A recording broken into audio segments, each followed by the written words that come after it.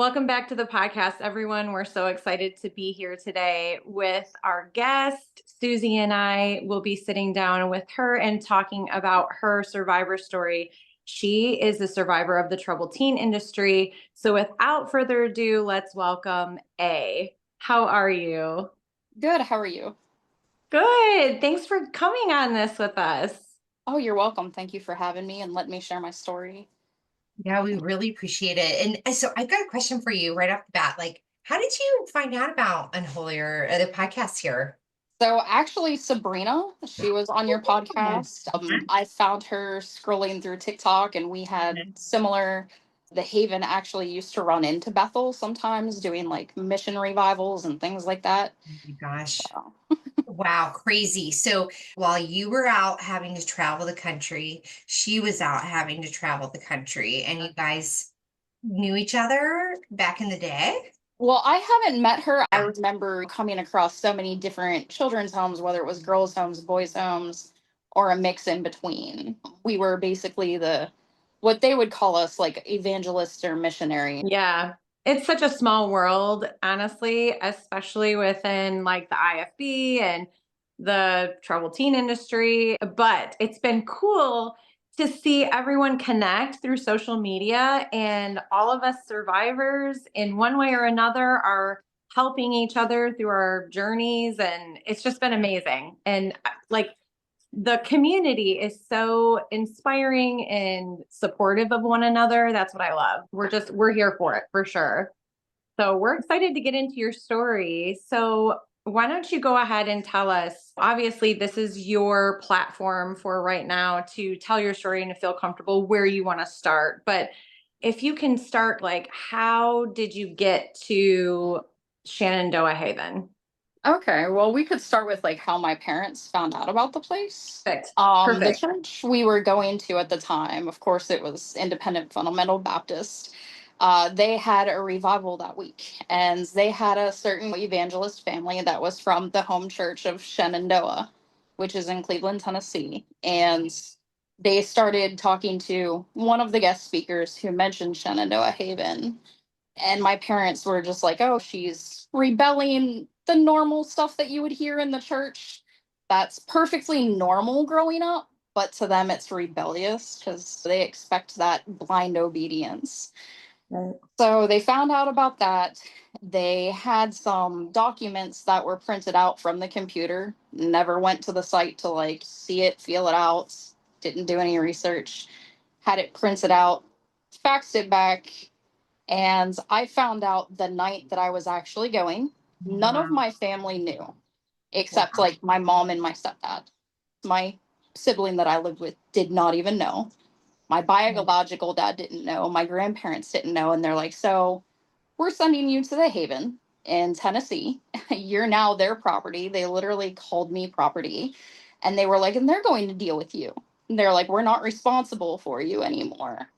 Wow. Sorry. So how old did you say you were at this time? I was 16. It was 2005. So I didn't get to call my friends or anything like that, or even my dad. The only people they let me call was they let me call my grandparents who were still alive at the time and help raise me. And at first, like, my grandmother didn't believe me. Like, she thought that I was pulling her leg. And she was like, no, you're not. And I'm like, no, they're getting me into a car right now. And I was told to say my goodbyes. So I get into the back of the car. I slept the whole way down because they drove at night. And by the time I wake up, because I was a late sleeper, the way teenagers do, I also didn't want to get up because it was like, oh, this is just a dream. It's a nightmare. Like, I just want to wake up from it. Like, this isn't happening. And so by Yeah. the time I wake up, like, we get to this huge church. And there's this guy that comes out and he meets us at the church and he introduces himself and was just like, oh, hey, I hear your name is XYZ, and I'm the director there, and so on and so forth. It was a lot to take in. And he got into his truck. Well, I got into the truck with my parents, and he drove us to where the home was. And he started showing us around. They went through all my luggage. They basically did a search Yeah. just to see if I had any contraband, anything like that, and introduced me to my shadower. So like the shadower, you were with them for several weeks, like about 2 to 3 weeks, maybe more. It depended on how they thought you were acclimating to the environment and like if you were following their rules. Wow. So, That each of these places has a similar person, and mhm. whether it's a helper or a shadower or your there was one other home, they called it something else, but it's a person that is there to make you follow the rules. And Hmm. I hate that they make the other girls, other kids be that have to do that. It just sucks. See, that was part of their hook with the other girls was, oh, well, if you move up and we trust you, you get to go ahead and you get to shadow the newcomers and basically form. So they had this knack of splitting and pitting the girls against each other. I love that saying, splitting and Yes. pitting. That is the perfect way to describe how they just keep you in a constant state of chaos and Mhm. conflict. Yes. Oh my gosh. Because basically like through it all and as I get through the story, like basically other girls would like rat other girls out for like special privileges, whether it was like going to Sonic for ice cream or like getting out of chores or whatever. So it was pretty horrible. So I was with her. She was pretty nice. I won't say her name, but during those few weeks, I wasn't allowed to talk to any one of my peers except for her.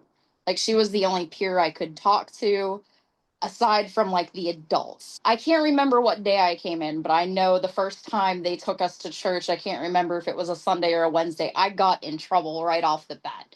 They also have like a boys' home and like an academy. They were like a pretty big church. They still are. They're still very active even within their homes. And I'm used to having manners, and you're not supposed to look at the boys or talk to the boys, anything like that. So I remember going to the church for the first time, and there's a young man who opens the door, and all I was like, thank you. And I walk right in, got in trouble for it right away. Yeah, I was put on restriction. Restriction is basically solitary for a prisoner. So where you can't talk to anybody, not your peers, not your staff. The only thing you can do is like read the Bible and listen to gospel tapes, and that's it. Like you're literally sitting at a table and nobody else is allowed to talk to you either. Like even the adults won't talk to you. My Like, gosh.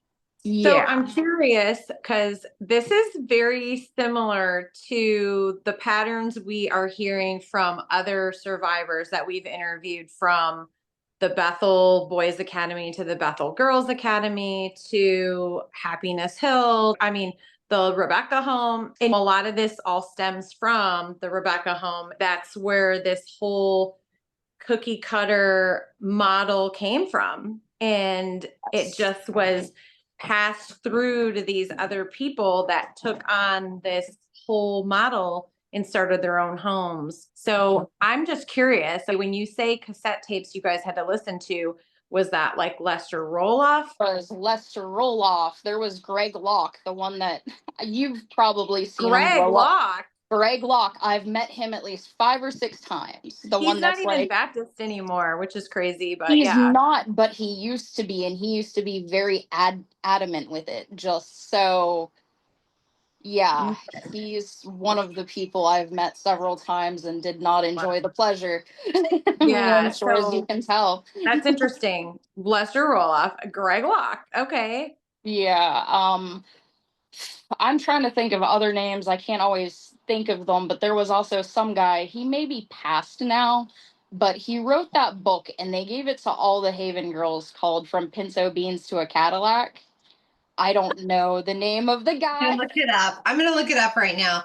From Yeah. Pinto Beans to a Cadillac. I was Yeah. gonna say, was it Hiles, but I don't think he was even that smart to write a book called that. But I'm not sure, but I know we were always like pushed towards Hiles and stuff. I know that they would like talk to us about colleges and which ones to go to and which ones were oh, liberal and which ones weren't. okay. They Which took ones did they say? I'm very curious. So they took Pensacola, Florida off because it was too liberal. What was it? It was in Crossville, Tennessee. Maybe not Crossville, maybe Knoxville. Was it in Temple? Crown? Was it Crown? Crown College, Of Temple, course. or something like that. Yeah, that's where Temple? all of the founders' children went, was to Crown. Every Oh, single one of lovely. them. Yeah. Lovely. I And looked my at ex that went to book. Crown, so It Yeah. was makes sense. that book was Harold Clayton. Okay. Yes. Yes.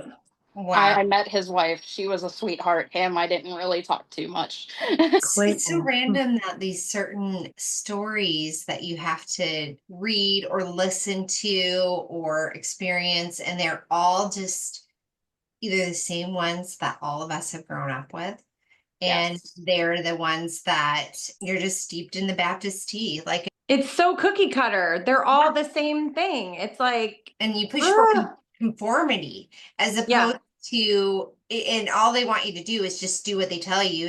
I mean, on the outside, that's all it is. It was a part of the brainwashing. I think the most ironic thing is they had their own little library. This is where I get in trouble again, but this time with SWAT. So they had certain books in their library, and I found one. It was something about some girl in Washington, D.C., and seeing ghosts. Keep in mind, I didn't put it there. It's in their Right. library. They found out I was reading it, and I got in trouble. And I'm like, I didn't know what to do. I'm like, that's your book. You bought Right. it and put it there. Yeah. So I don't know if anybody else has had this punishment where it's like you have to write Psalm 119 for your demerits and like chapters of the Bible, and you sit there every Friday night.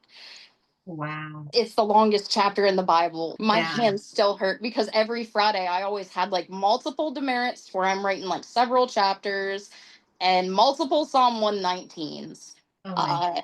And one day I got cheeky, and the lines on the paper, those blue lines, I got so cheeky. I was like, I'm going to do something else. This got me in more trouble, but I wrote small enough to where it was thin enough to go in the blue lines. I love it. And So awesome. the director was so mad. He was like, "You're never writing that small again." He was like, "You're redoing it." He was like, "I had to take a magnifying glass." He was like, and I read the whole thing, and I'm like, if you read the whole thing, why am I doing it again? Right. So it's like Wow. you said you could read it. Oh my goodness. Wow. I love that. Good for you. Like, I love how you can have these little rebellions and just keep your strength, even though you're stuck in Yeah. this environment that's just so torturous. Oh, what was torturous was out of my spite and out of my pettiness, because I can be petty. My hands hurt so bad, and I was like, I'm going to keep doing it. I'm going to keep doing it small. And every single demerit, every single Psalm 119 was that small that night. I never did it again. I ended up having to write 2 more Psalm 119s, got SWATs, put on restriction, all of that. So I was like, geez, like I was in trouble so much. I eventually made it a business. Like, oh, if you did something wrong, we can trade. So that's where I'd take the fall. And normally, if something happened and they didn't know who it was, they would always look at me. Oh my gosh. Mhm. So Wow, incredible. It's like you were branded the black sheep and then just a scapegoat for everything. yes, I'm actually used to that role, especially whenever my family was like that. They already knew the issues with my family, and there were some red flags that my parents didn't see going into this. Like before I even came there, of course, like with any school, you need your physical, but they needed a gynecological exam. Nuh-uh. Yes, they needed a gynecological exam. Why? To make sure you weren't pregnant? Oh, to make sure if I was a virgin or not, that I wasn't making up past sexual assault allegations, things like that, because sexual assault happened in my past. So they would like dig through the trauma, they would find out. You'll hold on to that piece of information for later because that will come into play later. Just, oh, geez, what else did they do? They would go through your stuff, of course, the normal stuff now. Before I even went there, I had to go shopping. Like, I didn't know why I was shopping. I just thought I was going back to private school again. But like, my mom took myself and the pastor's wife, and she went with us. So, like, the pastor's wife literally picked out all my clothes. After my parents left, obviously they weren't good enough. The other girls got my stuff and I had like hand-me-downs. So it was pretty messed up right away. The phone calls, I didn't get a phone call up until maybe my second or third month. And our phone calls were like maybe 10 to 15 minutes. 15 minutes if you were lucky.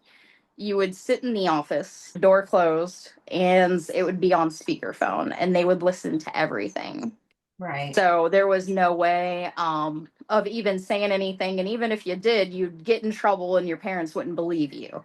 Yeah. Right. Same thing with mail. They would decide what was coming in, what was going out. So you couldn't even mail them a letter or whatever. Oh. So they were monitoring mail, they were monitoring phone calls. It was just everything that they would monitor. Yeah. Wow. And what was your education like there? Okay, for the boys' ranch and the girls' home, they had just those paces, which I know a lot of people are familiar with the paces, with Ace and Racer and all of them and Sandy and those little stupid comics they put at the top. So Right. the school wasn't even accredited. That was another thing my parents should have looked into. There were, thankfully, I did not graduate from there, but there were so many years later that couldn't even get into college because nothing was accredited. So there was that. Like they would put us in the back of one of the church halls because they were building. The school wasn't up and running yet. I think the school came about in 2006, but it was something they were working on.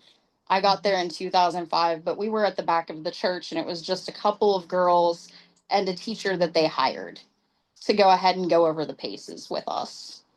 So that was pretty much it. Like you had the answer keys. There was no real teaching. There was nothing on the board. The teacher, I can say she was nice. Like if you had an issue or a hard time learning something, she would sit there and she would try to help you. I think one of the biggest things was they tried to get my parents to believe that I had learning gaps, like that I was severely behind. And I'm like, no, I'm not behind at all. Like I had some honors classes before even going there. So, Wow. yeah. So it's like from not only that to make them feel like I was a little bit challenged educational wise was just kind of like a rip at the self-esteem. Yeah. They ended up banning eyeliner because of me because I sometimes do my eyes basically like I'll put the eyeliner down here and like up at the top, and I guess it drew attention and they didn't like the attention, and I'm like, oh god, it's eyes. They were like, the only place you're allowed to wear it is at the top of your eyelid. Well, the one day I started doing that and I'm flipping up my lid and I'm like penciling it on, but you naturally know whenever you blink your eyes, it's going to come onto the bottom. That's the way eyeliner works. I ended up getting in trouble for that. Oh my gosh. Yes. I would have been right there with you with the eyeliner, girl. I'd do it Yeah. all over. Yeah, it's just it was ridiculous. So then it got to the point to where we weren't allowed to wear that anymore. Mascara, it had to be clear. There was Clear. What's the clear. point? Exactly. What's the point? So you had to be 16 to wear makeup. And I remember the first week, my shadower, she was into makeup like I was. She was Hispanic though, and she was like, "You're too white." I'm very pasty. And she tried to put some of her foundation on me because she was like, "You need some color." And I'm like, okay, I'm all for it. I'm just letting her do my makeup. I got in trouble for that because I was wearing too much makeup. And it's like, you're literally watching her do my makeup, do my eyebrows, do everything. And I'm getting in trouble for it because it wasn't my shade. Which, of course, I get it looks a little ridiculous, like looking like an Oompa Loompa, but that wasn't my fault. I was just being nice. Yeah.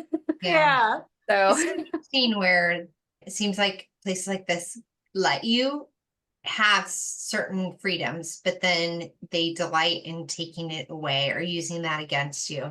ever since I was younger, I've developed fast and I was larger in the chest area more than most of my peers. So it's like, even if I had something that went to the collarbone, that was too much for them because it was my chest. And I'm like, why? Like, I'm sitting here thinking, why are you old men looking at my chest? Like, you can't Yeah. see down. You can't see the cleavage. You can't see any of that. So why are you having a problem with it? Yeah, isn't that crazy? We've talked about that before where they're just obsessed with, like you said, these are old men, these are adults, and you're a kid, and you can't do anything about it. You are what you are. And for them to be picking apart stuff that you have no control over is just demoralizing. I hate that for you. It is. And one of the guys, he was an older guy. He had to have been in his 50s. I don't remember like his name or anything, but I remember like he used to teach the instruments. I remember what he looks like, don't remember his name. But I remember a sermon being preached at me because this specific music instructor would always look down at me.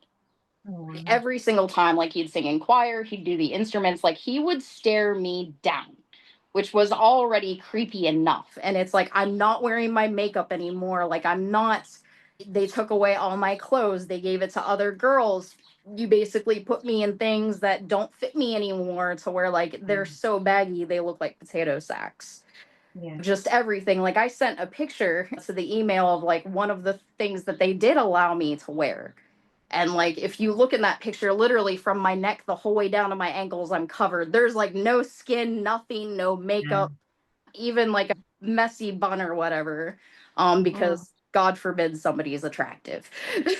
Yeah. Yeah. Oh yeah, I get that. We've talked about that before, especially on our purity culture episode, right, Susie? I mean, we talked about all that, and it's like, crazy. did anybody ever, like in the church, come to you or any of the other girls in the home and like ask, like, is everything okay? Like, did anybody ever notice that there was abuse going on in the home? Because you said you guys went to the church, right? Yeah. So I feel like, I don't know. I would hope that if I was a church member of one of those types of churches, that I would be able to see like these kids are miserable. Like obviously they're not Yeah. happy in their situation or whatever. And I feel like I would want to reach out and be like, hey, if you ever need anything, please let me know. Yeah. Like kind of So there was extend that. one Did lady. anyone ever do that in the church for you or any of the other girls? There was one lady. I don't think she knew I was being abused, but like she would bring me special treats and stuff. Because another thing was forced exercise there because I wasn't their quote unquote size up to standard. But she would bring me treats. And this started because like I was her daughter's best friend. Like she went to the church. She didn't go to the Haven or anything. And she ended up going to the school and we would see each other. So anytime she went on vacation, like she would bring me back gummy bears or like she would get me a shirt or like a skirt or something like that, like something that I was allowed to have. I don't know if she suspected anything, but that woman was my angel because she was like, once you turn 18, she goes, I'm moving to Florida. So if you want to come with me and my family, you can come. Aww, I love it. so cool. I don't know. I still wish I had the lady's contact information today. There were a few good ones, and I think that they were just blind because they couldn't see what was really going on. Like they were even scamming their own church members, along with all of the other churches that we went to. Sure. Yeah. Yeah. Now, did you guys travel like a lot of the other TTI survivors we talked to, like especially the girls? They would take them and sort of This is take them where on tour. where the gynecological exam comes in. Oh, okay. I don't know if anybody has the same story. I haven't run into somebody with the same story as me yet. I wouldn't put it past if it's actually happened to other girls or not. Maybe they're just embarrassed. So we did go to other churches. And an example of what we would do. So there was one church. This church did nothing wrong. They were very nice. So you'd get up and you would do your thing for the revival, and they would go around. You're representing the Haven. So they want to get to know who they're representing. You're trying to get another church to give you money every month. So they would go through every single girl. Hi, I'm 16 years old. I'm from Pittsburgh, Pennsylvania, and I'm here because I was having premarital sex. I was on drugs. My parents don't trust me anymore, blah, blah, blah. I was never on drugs in my teen years. I'll just make that clear. You're literally telling them everything. You're telling them your age. You're telling them your parents don't trust you. You're telling them how far, as far as states away you are. You're giving very vulnerable information. Yeah. And there were times we've stayed with families without going to a hotel. Times to where they took volunteers at the last minute. And a lot of these people don't even have background checks. And I mean, so dangerous. And Of course, you had the introductions. You're telling everybody where they're at. You have sometimes volunteers at the last minute because the money that they collect from that church, they don't want to spend it on a hotel. I remember going to the church in Texas that I mentioned. Like I said, nothing bad happened there. We stayed with a very good family. They were very nice to us. I didn't want to leave, but these people took us out to like the Texans football field. They took us out ice skating. Had like somebody in their church that owned a spa, and like all of us had a spa day, like with the facials and the hair. And so basically they're getting all they can get out of these people. And then I remember another family took every single one of us shopping, which at the Haven there's like 16 girls, and at the boys ranch there's at least 18. wow. So to buy 2 to 3 new outfits isn't cheap. So it was just a lot. Another thing I do remember is whenever we're going to these places, the church had the Haven and the ranch record a CD. And on the CD, they had all of the kids singing on it. Now then they could sell it, right? Then they could sell the CD? They're selling it. They're profiting off of it. None of those boys or girls saw any of the money for it. So they were basically exploited. The family didn't see a cost deduction because they're already paying like $800 to $1,000 a month, $800 to $1,000 a month. And then you have all of these churches on top of it that are sending you money every month. Not only that, like I don't know if you've ever heard the program of Feed the Children, but they would actually get like milk and food from them. Yeah. Their milk was always spoiled. Oh, gross. Well, you probably had like food bank stuff and things like that. I mean, it seems like every single place gets all this extra money, and then where does it go? It doesn't go to you guys. Right. It does not go to us. In fact, every single person who worked with the Haven, whether it was a dorm mom or a director or a co-director, they had their own houses that the church paid for. And I remember the director, whenever I was there, he bought a brand new truck. And then the pastor's buying a brand new truck. And then the co-directors, and I'm just like, and then they're going on vacations everywhere. And I'm like, yeah, that's exactly where the money is going. It is going into your pockets. It's not going towards us at all. Well, I've always said the trouble teen industry is a very lucrative business for these people who are running these places. And it's a shame because they have the opportunity to really make an impact on these kids and teenagers that are going through hard times in their life. And we've talked about this before too. I hate the term troubled teen. Susie and I decided that a better term would be traumatized teen, because a lot of the kids and teens that are going to these facilities are traumatized. They were traumatized in their home, they were traumatized in their childhood, and then the parents or the guardians just don't know how to deal with that, and they just let somebody else deal with it. And it's really sad. And the fact that they are capitalizing off of the children and the teens is it's sick. It's just sick. It's icky. I don't like it. Like for your family, do you feel like you got any help for any of the stuff you were struggling with?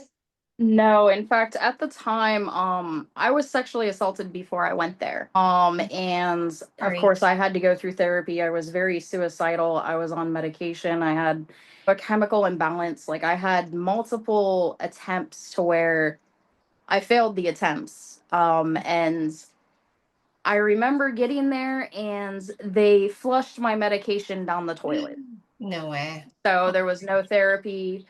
Jesus was the great physician. The only thing that was going to help me was the Bible and Bible study and learning these things. And it's a shit. I hate that for you. I really do, because their science is so amazing. And to help with mental health and for what you went through, like there's so many great ways to help with healing, being able to overcome that deepest, darkest place that you're Mhm. feeling, and then the way they treated you. Yeah, I actually had a failed attempt at the Haven. Oh. And instead of helping me, they actually mocked me, telling me my theory would not work. Oh And they my, were like, whatever, you can try to do it all you want. Like, I was trying suffocation, and they're like, you can try it all you want. It's not going to work. You're oh, still going to be alive, and you're still going to Wow. have to deal with us every day. oh man. And then they told me that I did it for sympathy and to scare one of the other girls. Oh wow. So, Wow. yeah. I hate that I mean, again, those deepest, darkest places, and I think we've all had those moments. For you to not have someone that cared on the other end of it, like, it's really awful. I Thank mean, you. we get to a lot as survivors, like, you're so strong that you had to overcome this. But I think character wise, you probably would have been as amazing without any of the crap that happened. Yeah. Yeah. It's like I just want to be able to breathe, not survive. Right. Because ever since the Haven, it's like I'm so used to that type of environment and so used to abuse to where it's like if somebody's that way with me, I don't recognize it up until I'm too deep in it. Yeah. And it just takes all of my mental away. Yeah. So it's like it doesn't really, you're not strong. It's basically grooming. Yes. And it Right. conditions you to think that it's okay to be treated that way. And Yeah. and that your value is just in the way that you're allowed to be treated by other people instead of intrinsically valued for yourself. Exactly. And I wish that people who actually heard these stories would stop saying, you were so strong. No, I'm Right. desensitized. Like, Yeah. I'm like, my brain is broke. Like, I have a personality disorder. It's trauma after trauma and being there for so long and not being able to communicate all the time because there's times my brain will literally shut down. Yeah. I can't communicate or make friends well. And there's times to where I literally like I'll sound the way I'm sounding now in my head, but like say I go through this to where like my brain starts fading out, I'll sound like Charlie Brown's teacher to you guys while I think I'm making Right. sense. So, um Yeah. yeah, Right. so it's one of those things to where people don't realize how much the brain is damaged, especially after like the isolation too, because Yeah. that's your brain's still developing until 25. You're still learning how to properly Right. communicate. So it's done a lot of damage. I have problems with faces as well. Like I remember my mom visiting after a year and Mm. I didn't even recognize my own mother. Like Yeah. she walks in there, like it was supposed to be a surprise. And every other girl realized it was my parents. And my mom walks in and she was like, hi, girls. And I look over, I'm like, hey. And I like go off to the kitchen to go do whatever I'm Right. supposed to do. Mhm. And then I hear one of the girls like, hey, that's your mom. And I was like, that's not my mom. Like that, my mom does not look anything like that. Yeah. Yeah. Wow. And then she was like so disappointed. I'm like, well, you left me here for a year. Yeah, Yeah. you left a child there for a year without barely any contact. It's interesting how your brain can go to that like safe place inside of you with that disassociation, that disconnection to protect yourself and Mhm. to be able to, I think that's relatively fair for someone who left you like that. You don't remember her or recognize her. Like, hey, that's on her. She should have kept you with Yeah. her. Yeah. And Yeah, Mhm. you're also thought new about that. faces every week, every weekend. And it's like, Yeah, as you get into that routine of seeing new faces, and yeah, then you see another one, you're just, I was so far gone, yeah, just so far gone. yeah. Um, and we kept going to other churches. Like I know I mentioned Texas wasn't one of the churches that was horrible. There were other ones to where like whenever you give the introduction, like we know how predators are and how groomers are, and we know that there's a ton in the church and staying with some strangers, especially at the last minute. And they would do the buddy system as if it Mhm. would work to where like you would have maybe two girls, three girls, but it didn't always work. Right. There's times you didn't have your own room and there's times that you did. And there are times to where I have been attacked by strange men sexually. in the Well, church. yes. Oh, Well, with these churches, like, well, staying with other people. And I remember, like, I don't remember all of the details of it. Like, my brain shut some of it out. But I do remember being sodomized. oh And no. yeah. Oh, yeah. I mean, all of it, any of it, it's all bad. I mean, it's there is a level where it's all bad and then it's worse. It doesn't mean that it falls into the category of okay at all. Yeah. All bad and worse. Oh, I hate that for you. Yes. I remember having to clean my own sheets. I remember having to get rid of my nightgown. Like, the guy got rid of the nightgown. And I remember the car ride, like, it was so uncomfortable. And Yeah. I tried to tell the director and his wife, and I was told, well, nobody's going to believe you. We're not going to turn this in. We will lose funding. We will lose money. And I was basically denied medical care. And Oh, I was told wow. that it was my fault, that I've already dealt with sexual abuse before. So what's it again? And then I was put What? on, yeah, I was put on restriction. I had Psalm 119s, I had demerits. And then on top of that, I got SWATs. So that did not help. And normally the female would give the SWATs, but this time the director did, with his wife present, because I just caused an adult man to cheat on his wife and commit adultery. Oh my gosh. So, Okay. yeah. A I am like, I'm speechless right now. That is horrific. Those people should be in prison. There's just no question.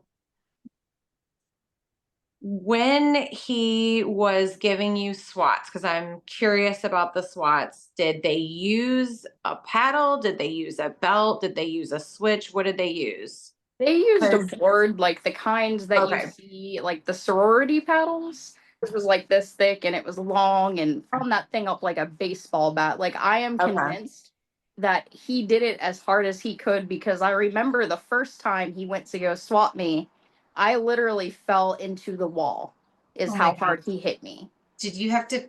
A lot of times they made you do it on your bare bottom. They lifted up my skirt, but they didn't do it bare bottom. So my underwear were still there, and it caused me to bleed even more, which Oh, caused more swats because I'm bleeding on the paddle. And it's like, well, dumbass, Oh my you're the gosh. one that's swatting me, not getting me the medical attention I need, none of that. I know with some of the others that we've had on previous episodes, they said that they would always have to be swatted with a switch. They would have to, that's why I asked that question, because I was curious if they're doing the same thing as the other ones that we've interviewed. And they would say that the welts were so bad that they would be bleeding and seeping on their sheets. And then they'd have to rip their sheets off every morning when they would get up, because it would just be like, ugh. Yeah. It's just horrible. I'm so sorry that you went through all of this. I mean, nobody should have to endure abuse, even in general, but to have a child go through something like this, there's just no words. I hate all this for you. I wish I could just have it taken you away from there. I've been in some really bad situations, and I find that trying to help myself heal now is just even still there's that physical pain, and when you remember it and just the pain, and to just comfort yourself now Yeah. what you can do. And I wish I could have comforted you then, or even just in general have stopped it from ever happening. And I hate that they made you feel like that was your fault, because Thank you. it was not Right. at all, not Mhm. even any part of it. They should have kept you safe. They should have. Another person we stayed with took pictures of me nude and making me do crude acts. Oh my God. So that was another one. That one I didn't tell because of what happened the first time. Right. But Yes. Yeah. I'm going to call him for Okay. what he is. Yeah. Go Yeah. ahead. But Well, I this just want to pervert, clarify for everyone listening, these are church people, men in the churches that y'all are going to visit to present the ministry of Shenandoah Haven, correct? And then you are staying as a guest in their home instead of the church paying for a hotel, because can't spend the money on a hotel, got to save Nope. money and let people in the church bring you in. And then these things are happening in these people's private homes, churchgoers. Okay, I just wanted to make sure everyone grasps that. Yes. These are all church people. Okay. But not every church person can be trusted. Correct. But this pervert gave me an option of either he took pictures and me doing things to myself, or I had to do things to him and him do things to me. Oh So my of God. course I did the pictures because I didn't want to go through what I went through last time, because who knows what he was going to pick. Now here's the real shocker, is later on the founder's son, years later, he was found out. I want people to keep in mind that churches, if you're in a church, you're a mandated reporter. Yeah. And at the time, the son held the church because the founder went ahead and passed it to his son. The son he passed it to ended up having child pornography all over his computer. So there's times I'm like, is this a sex ring that's going on between the church? Yeah. Like for some reason, like having this guy take these pictures, and who knows what he's done with them, what he still does with them. And then later on having the connection of, oh great, now the pastor who took over is being found out with child pornography. Nothing happened to him. He left and went and started a new church. Yeah, But yeah, he was The pastor did? the pastor's son who took over. Okay, the one that was caught with child porn left and Yeah. started a new church. So when he was caught with child porn, was it his wife that exposed him? Was it a church member? Was it on the church computer? What was the situation I'm with not sure the full details. I do know it was brought to the congregation because he had to step down at this point. Right, of course. So And because it was probably made more public somehow. But I love that they're just like, police, we're just going to handle this internally, as opposed Of course. to, it's so stupid. I mean, it's just so stupid. And so they let him go on. Porno pastor goes on to another church and Of can course. just continue to do the same thing, because that doesn't change. doesn't. Oh my gosh. Maybe some of the stuff that happened to you was because these pastors were trading. I know that's what my dad did. He was one of the pastors of a place like that, and Yeah. passed around to other different churches and pastors where we went and stuff. And I think he just had friends who were all predators. See, hearing you say that and knowing my experience makes me do wonder if it's connected through all of the Yeah. homes. Yeah. It's just there are so many girls, like there's even girls that I've talked about with some of the survivors that I've been with, where they just want to let it die, let it rest, and it's done. And like someone would be like, oh yeah, I've been sexually assaulted, but they won't like, oh, it was at the church, or it was with so and so, or it was while we were visiting. They don't want to go through that topic. So it does make me wonder if there's a bigger picture to it as far as a sex ring, especially since they're taking all of these kids from different states. Because when I tried to go for justice, I was told in order to get justice, I had to remember every single state this happened in and No what way. state it happened in. But the tricky thing about it is whenever you have trafficking, to where I'm from Pennsylvania, the school is in Tennessee, and you're going to Kentucky, or you're going to Texas, or you're going to Louisiana or Mississippi, and you're doing it every week, you're not going to remember every incident. You're not going to remember everything. And we weren't allowed to keep journals. You had to be a certain age or be there for a certain amount of time in order to have a camera. Because if you didn't keep a journal and you didn't have certain pictures for certain places, then you're not going to go ahead and you're not going to have something to fall back on. Well, that And, burden like, should never have been put on you to have to remember that. Was that the police telling you that? I went through a law Yeah. firm, I went through the police, even the FBI. Right. There was another girl who was able to get a hold of the FBI. And like it was so deep to where I don't think people realize how bad the trafficking is, especially in churches, Yeah. especially with evangelists, to where it's like you're literally taking children across state lines that aren't even from that, and then Right. later they can't get justice. They're not Yeah. allowed to keep, and then you can't even keep track of it through letters or phone calls, because everything's being monitored, because the less evidence there is, the better. It never happened if you Yeah. don't have that. And You know, you made, oh, go ahead, Susie. all I want to say is that I've had similar experiences and stuff like statute of limitations and that have affected where good police officers wanted to help and they couldn't. But I've also had really bad police officers that treated the law as arbitrary because of their own beliefs about what they think about a church. Okay. And where they just decided not to investigate or didn't want to put the effort in because they themselves were probably members of a Baptist church. And so it becomes very arbitrary and you're left up to the whims of jackwads who really don't care, as opposed to because they don't want to think badly of their own culture. And I mean, there's so many other reasons, who knows? I wrestle with the same why of and how could this stuff be allowed to continue? And it's this type of people and environment. And I hate that for you. I love that you tried to get justice that way. Yeah. I know if you want, I can just tell you, for me, like, I decided I got to heal without the justice system being a part of it because they're not going to help. And that almost is another level of like mistreatment and adding on. That's so true. And I don't think the people realize that they have the power. They can change it if they just removed these people and they can actually help the kids. Like, they put troubled teens on there for a reason. They make it seem like these kids are troubled. Like, half of my story that I had to tell to these different congregations weren't even true. Right. Yeah. Isn't that crazy? Perpetuating this myth.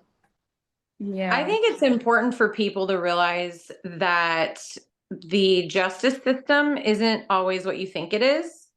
And unless you've been through court, then you really don't have a clue.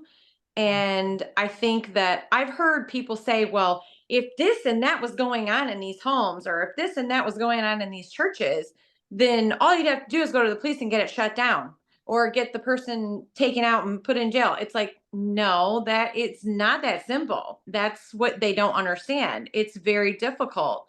And so, like you said, the people in the church need to remove these perpetrators. They need to remove these pastors, these directors, these men, these people doing these things, and then they need to call the authorities.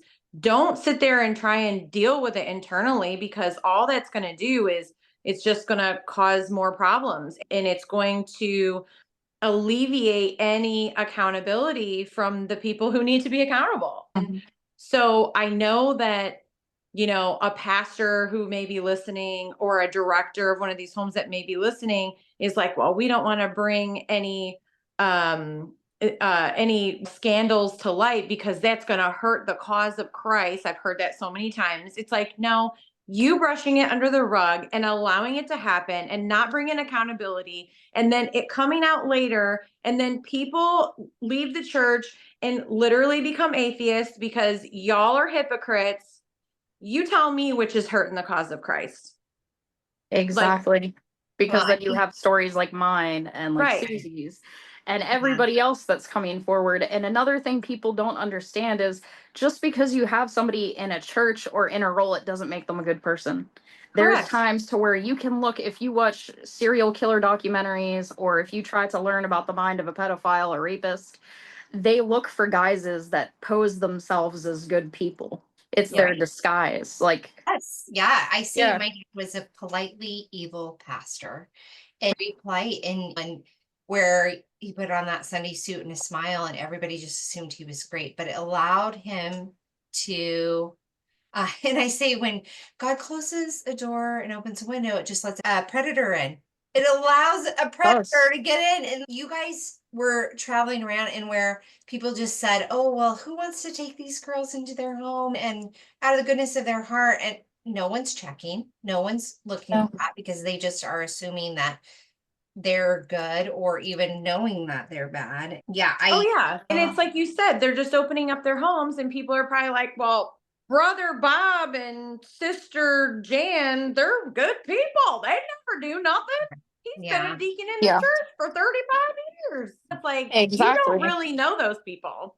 They don't look at Ted Bundy. He was involved in the church. I know that we're not onto a killing type of thing, but he used a wife and he was in college. He was charming. He was going for law and he was doing all these heinous acts while being involved with the church. But also, like, if people were to actually study, a lot of Christians I've come across, I've noticed they don't want to watch those things because it'll pollute their minds. When really what's happening is you're having an awakening, you're seeing how these people are, how these people think. Because while I was trying to get closure, like, I was watching all kinds of documentaries, especially like serial killers. There was one on a pedophile, and it was like the police asked him, "What is something that you look for?" And the first thing that he looked for is there a single mom? Is the child younger? Or is there a broken home? Maybe the The parents dad's are absent. fighting. Either the dad is absent or he's not a man at all. Right. What I mean? To where he doesn't really care, he doesn't want to, and then they try to come in and help. So it's like it could be somebody from the church. So whenever you're putting your kids into these places, they're already looking for broken homes.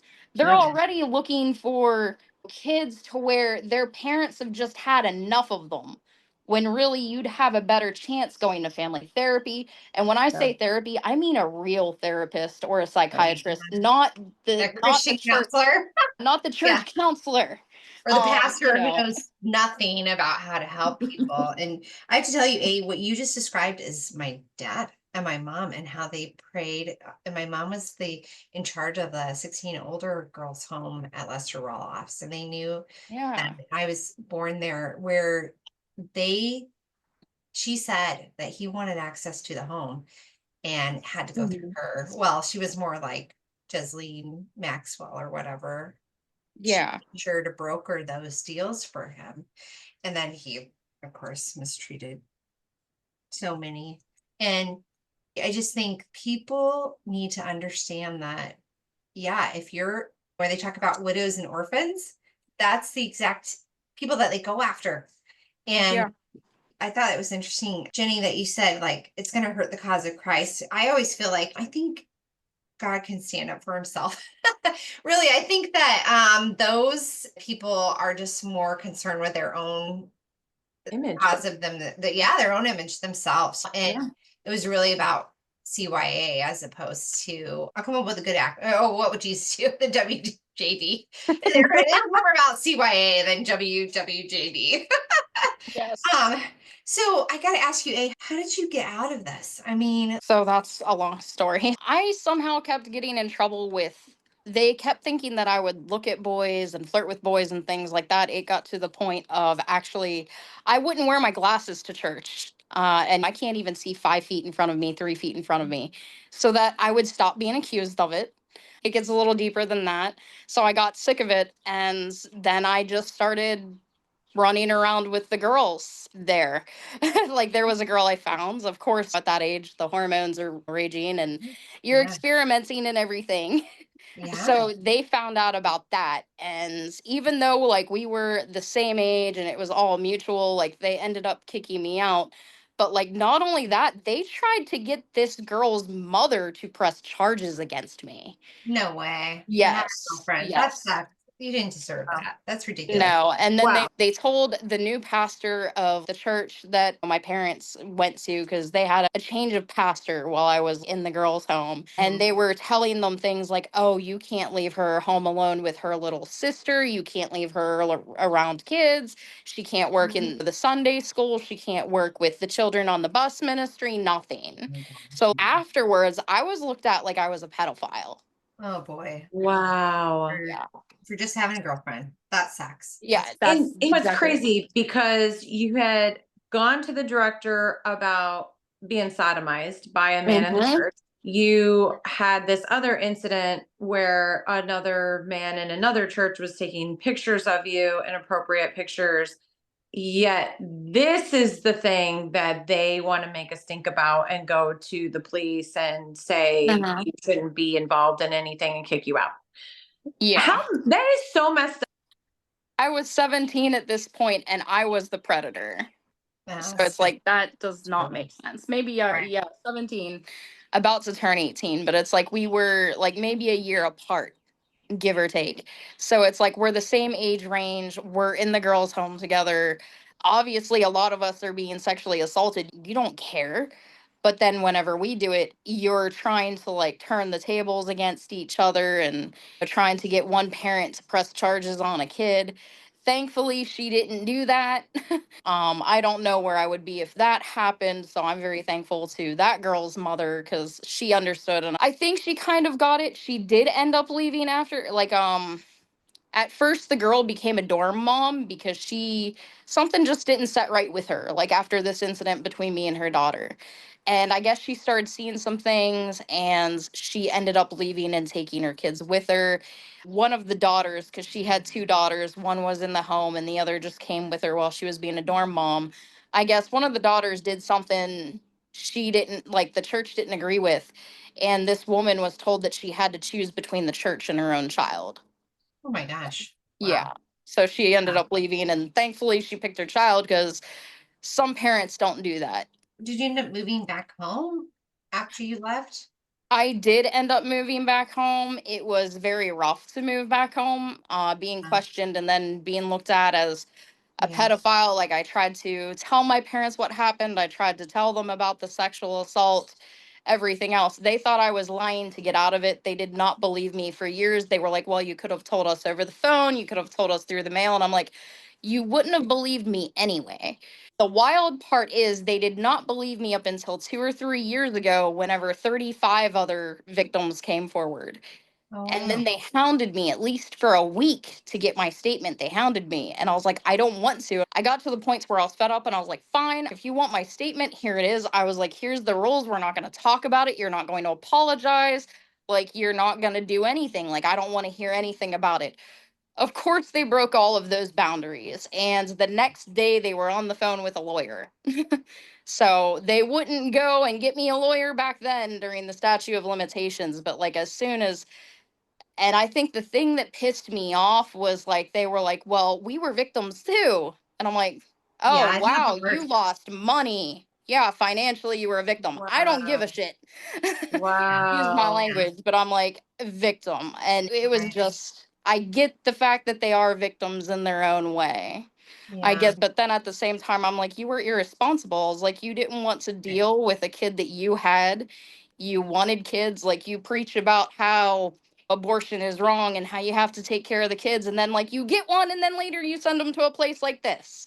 Right, right, Yeah, exactly. right. So, The 35 other girls, are they all women that got together to come boys, forward? so there's Okay. even stories from the boys' home. I think the boys' home was more horrific than mine. What was the Was name of the boys' home? Shenandoah Boys Ranch. There was a lot of things that happened there. From what I heard, they had to run laps. Like, every time they got a demerit, it would be like a chain link connected to cinder blocks, and the chain link went around your neck, and you had to pick up the cinder blocks and run miles with them. Yeah. So that was one of the things that they had to do for demerits, from what I've heard. There was another boy who ended up leaving, and he told me a little bit about his story. The boys were all housed together, all ages. There was no dorm dad, nothing. So it's just all teenagers in one room. If you've heard of the prison experiment that happened back in the 70s or 80s, it was pretty violent to the point that they had to shut it down before even they got to do the whole thing. There were two younger boys that were about 12 to 13. The older boys ran a train and used them for sexual pleasure. So every single boy ended up going home except for maybe one.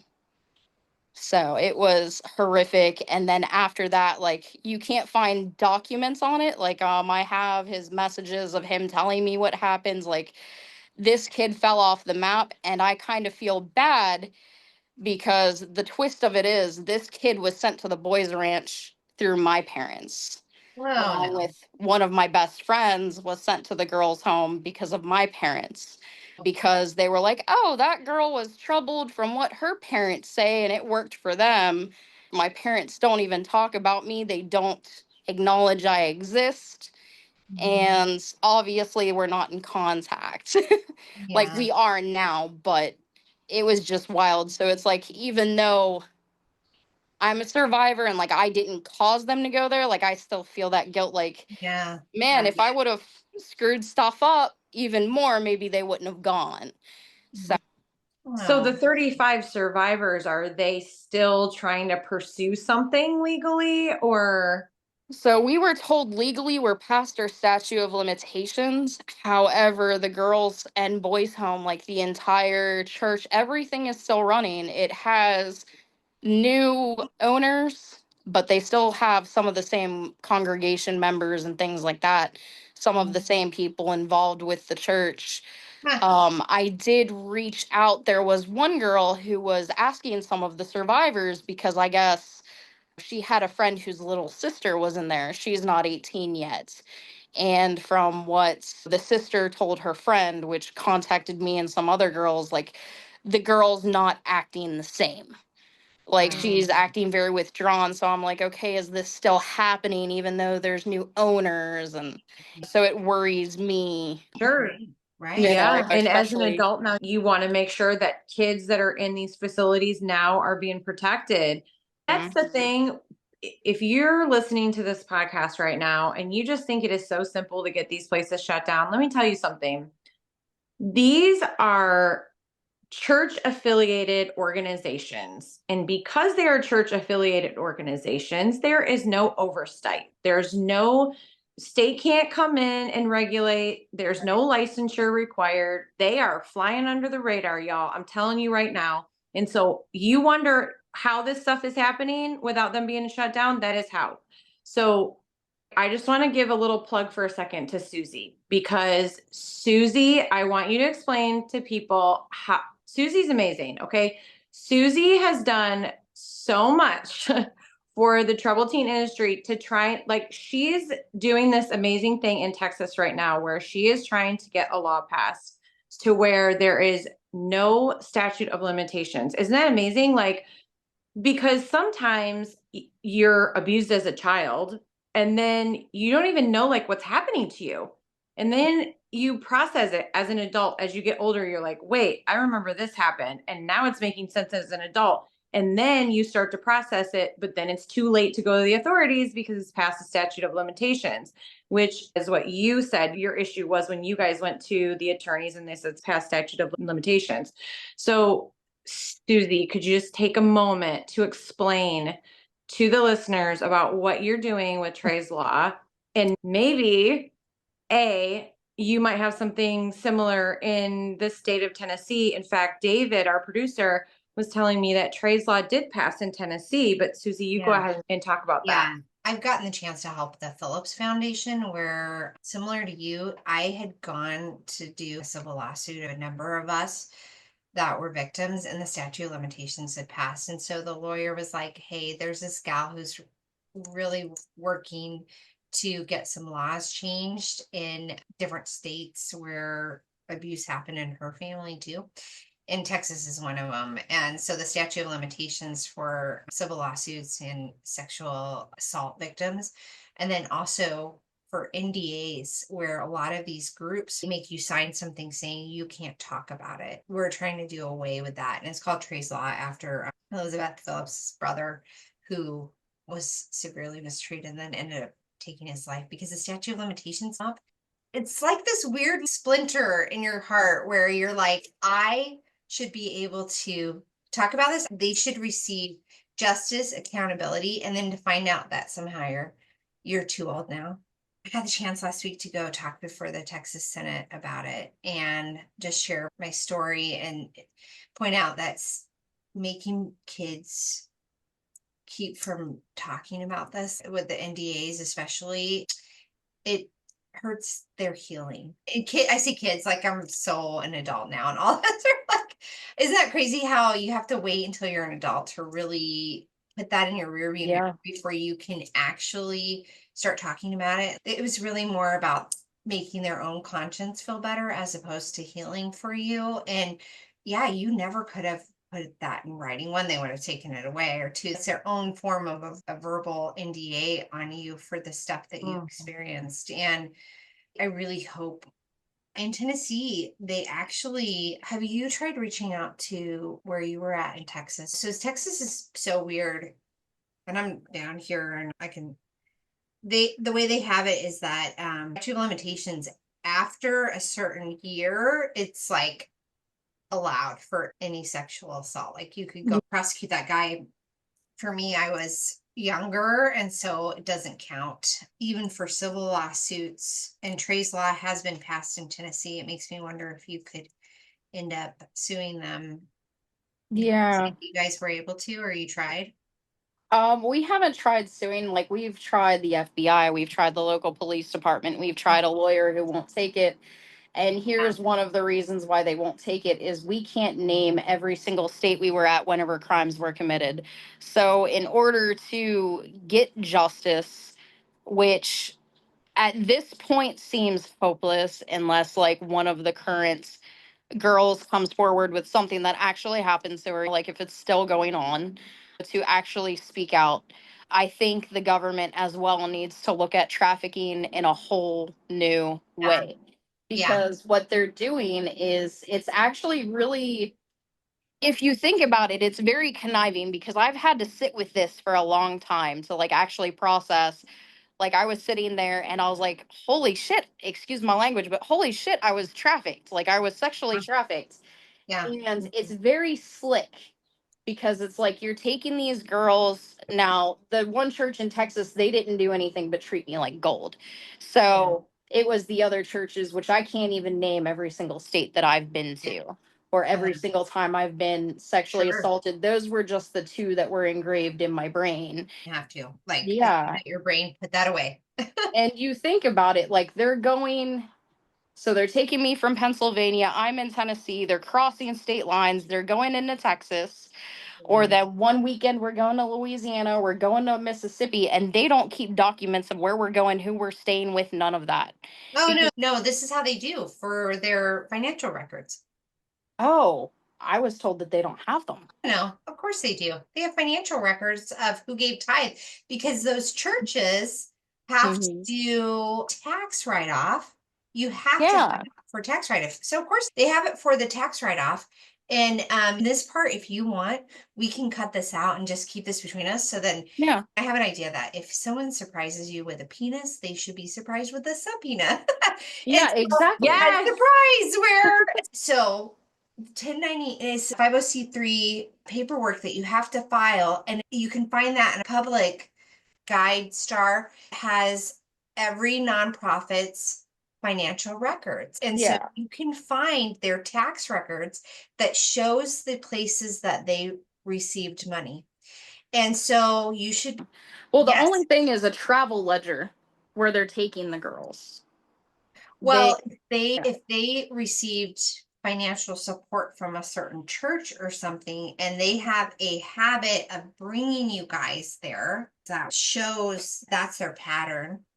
So it would be Yeah. very much more likely that they were taking you to these churches if it's in their financial records that they received certain amount of money.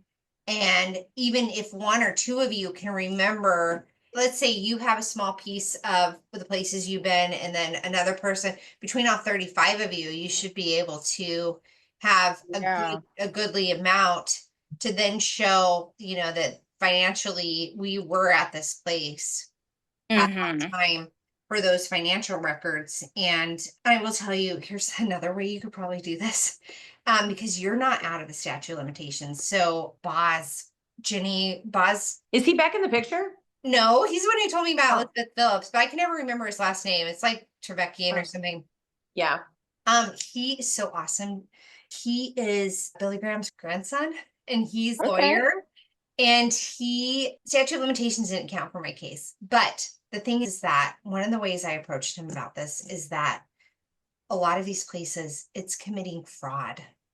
It is. About the sexual assault, like where you have to be so much more specific about attacking, going after, pinning it to someone that they sexually assaulted you, but to talk about an environment that committed fraud, where they were supposed to be your moral leaders, where they Mhm. set themselves up, and the Shenandoah probably makes all their members sign an agreement saying, as a member, they're going to have a certain standard of living and they're going to act a certain way and do certain things.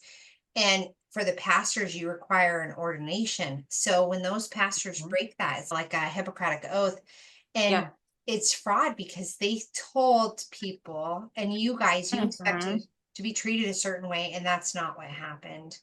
Yeah. So you might be able to get them on fraud, extortion, Money laundering. and racketeering because you were across state lines. And so the way the racketeering works, and for this is fraud, is that people gave financially and they expected a return on that at a certain standard. And those people knew for sure it was not happening. Yeah.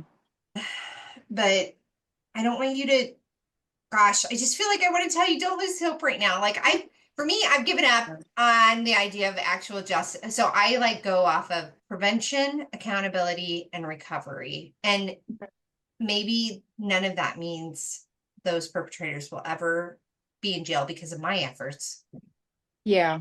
I can work on any number of those things to help other people and myself.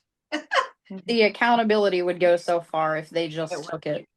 Yeah, If they just for took sure. accountability of their past and like, hey, this happened, and Yeah. If nothing else, it's like Susie said, sometimes like in her mind, she's kind of had to let go of like the legal part of it just to sort yeah. of move on with her healing and let kind of the chips fall where they may. But I will tell you now more than ever, there is such a movement going on with survivors getting in touch with one another. And there's organizations like Survivors Unrestrained, there's Breaking Code Silence, there's unsilence.org. There's all these groups now that are helping each other with like legal stuff, with bringing the community together, with bringing evidence forward, with bringing awareness, with getting laws passed, going in front of legislators. I think to stop right where you're at is going to be a disservice. Don't get discouraged. Just keep I know. going. Like we're all like, hey, Keep going. Yeah. And anyone that's listening that's a survivor that hasn't met anyone from the survivor community yet, I'm telling you right now, they're out there and we are becoming an army. Truly, we really are. And the movement is growing and it's getting like really exciting. And I hope these perpetrators like cannot sleep at night. I literally think to myself, I hope they are pissing their pants every night in bed because we're coming after you. We are literally forming an army and it's not going to stop. We're getting stronger every day. So Yeah. in social media, isn't it a great thing, you guys? Social media, It we all is. connect.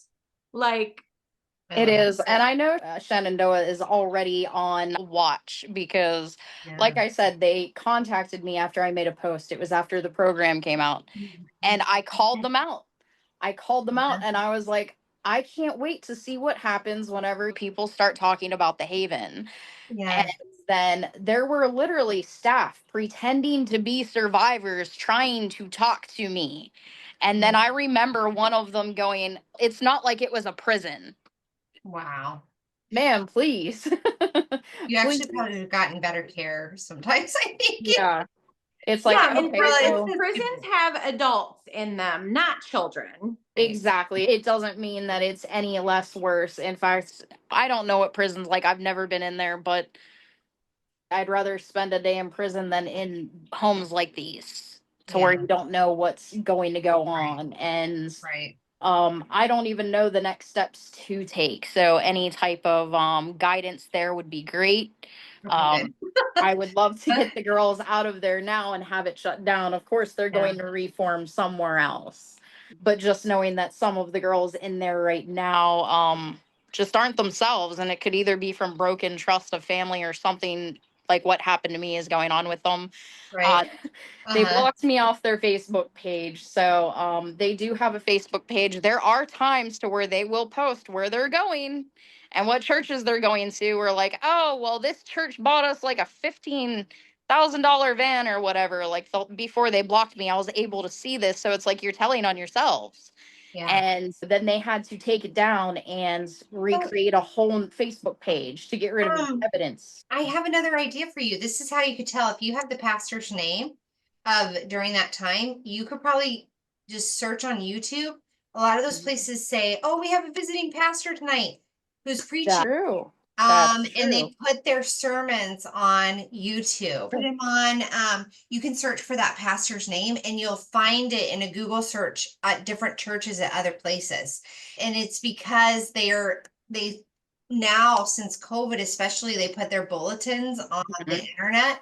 And so they're out there of like, you can see that, oh, so and so visited this church and has visited for years, and they always love to brag, like, oh, so and so was my mentor. I went to college with him, and I Yeah. have been coming to this church for the last 30 years or 20 years or whatever. And that's how you could find out where they've been and travel. That's very true because I want to find him. I want to find his son. I Yeah. want to find out what's on that computer. Yeah. 'Cause like we said earlier, like there's times to where police won't do anything. I don't think Oh, some of the listeners don't realize that there's times that churches donate to the police to look the yeah. other way. Oh yeah. Absolutely. Well, I will tell you that my dad later was like a fixer for other pastors and he knew computers really well. And so he was the guy that our church called when anybody got pornography found on their computer, and the computers were sent to our house for him to wipe it clean. But the problem is he just saved all that stuff. And so Yeah. it's somewhere, but that computer itself probably has been wiped clean by an a-hole Mhm. like my dad, who it's somewhere. And but there are fixers like him who do that stuff. In exchange for That's like true. we got free dental and we got like free health care, medical care and things like that for him being a fixer. Yeah, so where they'd be like, "Oh, they've come up with this medical bill," and then they get the church to donate and pay for it. And Yeah. Yeah. but Yeah. the one thing about people like that who are addicted to child pornography, they're never going to stop. It's going to be a thing. Right. Yeah. Yeah. I love that you have this passion and care for these other girls that have been there. And so you said that it took a while to really move on for the idea of healing from this. So where are you at now with life and with everything? So far, I think the one thing that really changed is whenever my parents were hit with it actually did happen. Oh yeah, I was good. like, with the amount of gaslighting that happens after it, like there was a time I legit thought that I was crazy, and I'm like, am I doing this for attention? Am I making it up? Type of thing. But then to come across other survivors, and then especially the ones from the same school that you went to, and then there Yeah. were even kids like telling me things that happened to me that I didn't even remember, that I pushed so far out of my brain. So I think them just finally realizing, like, hey, I didn't make it up. That was a huge part of healing. I now have a little boy and I work with the intellectually disabled. I do a little bit of writing here and there, nothing Mhm. published yet. So we'll I love get to it. that because I was Um, thinking of writing a book on this place. Yeah. And I wanted to push for the cause and getting it shut down and things like that. Yeah. But it's like sometimes you're still recovering, and mentally you don't know where to start because you're still untangling yourself. Yeah. So the next step is basically to help other people and where to go with that, and researching and dedicating my time to that. So I may need some points in the right direction to help with Well, that. right. We're here to help. And like Sabrina and some of the other gals that have been on our podcast, and even the other guys like the Bethel Boys, we are all working towards those same goals. So, like Jenny said, it's an army of these amazing people who are really, I like to think of it like so much of the stuff happens in an echo chamber. And it's just these people telling each other, oh, you're so great, you're so awesome. And nothing bad is happening, but it really is. And the way to Yeah, counteract that is we provide the dissonance, the noise that will shut them down. And all of us exactly. speaking together, it becomes, it's how it breaks apart that, like you said, splitting and pitting. Yeah. Um, Um, I even made in one of my posts whenever Shenandoah started going off with me that me and all of the survivors were going to show up on their anniversary. And that's what really got them going. I That's love what really it. got them going.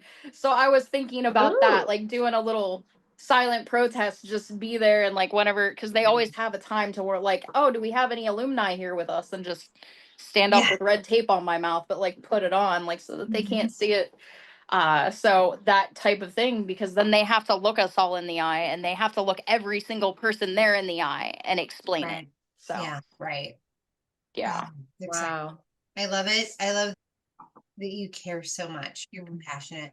And where they might have passion for what they're doing, you have compassion. And this is the stuff that's really going to change. Yeah, and any type of survivor, no matter what home they came from, even if it was my own or a different one, like I'm open to listening. I can't help a lot, but I'll help with what I can. We really appreciate you having the courage to tell your story and to come on here, bring awareness to what's going on in the TTI. And um, it does take a lot to come on and publicly tell what you've been through. And I think that maybe when your son is old enough, he'll realize how strong his mom is and what you went through. And I'm sure he's already proud of you right now, but he will be even proud of you, more proud of you when you're older and he hears your story. But yeah, for those who are listening, where can people find you if they wanted to reach out, if they went to Shenandoah Haven? Is there anywhere they can find you to say, hey, I'm also a survivor and I would like to join forces? Yeah, so I have a couple of different social media platforms. So on Facebook and Instagram, there's Astaria Grace, Asteria, and Grace. But there's two Astaria Graces on Facebook. My old one was hacked. So try to go with the most current one. The Instagram, there's only one to my knowledge. I do have a TikTok account. It's for cosplay, but as long as they're 18 and older, unless it's a victim that's actually in the homes right now, because I'm a minors do not interact account, they could reach out to me there. Like I said, only if they're victims, because you don't want to get tangled with the wrong things in the mask talk community. So on Yeah. TikTok, it's call sign biohazard. It does not look normal. It does not look like a page to where like I would be advocating. It's just me running around in cosplay. Love it. That's awesome. Good for you. I love Thank it. you. Healing is a process, a journey to be experienced, not just a destination. You are not alone in this. It's okay to take your time, explore different perspectives, and find what resonates with you. Healing takes courage, and we believe in you. Together, we can enjoy the ride.